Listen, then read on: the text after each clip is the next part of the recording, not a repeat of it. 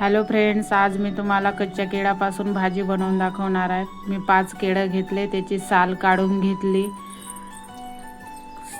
त्याची छान साल काढून चिप्स सारखे फोडी करून घेतल्यानंतर आपल्या फोडी तेलामध्ये आपल्याला थोड्या लालसर होईपर्यंत फ्राय करून घ्यायच्या होत्या, तळून घ्यायच्या होत्या।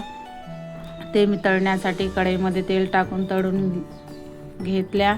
बघा, अशा लाल होईपर्यंत तळून घ्यायच्या। नंतर मी काढून घेतल्या। नंतर मी भाजीसाठी कांदे, मिरची, टमाटर टाकून घेतले, कापून घेतले।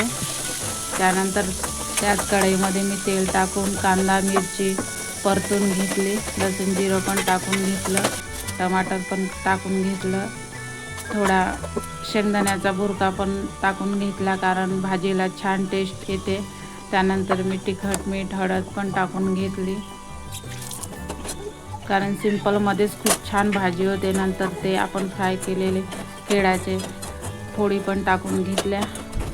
नंतर असं थोडं वाफेवर होऊ द्यायचं। त्यानंतर थोडं पाणी सोडायचं, ते ग्रेव्ही कारण मला सुकीच बनवायची होती त्यामुळे मी थोडंच पाणी आपली भाजी झाली।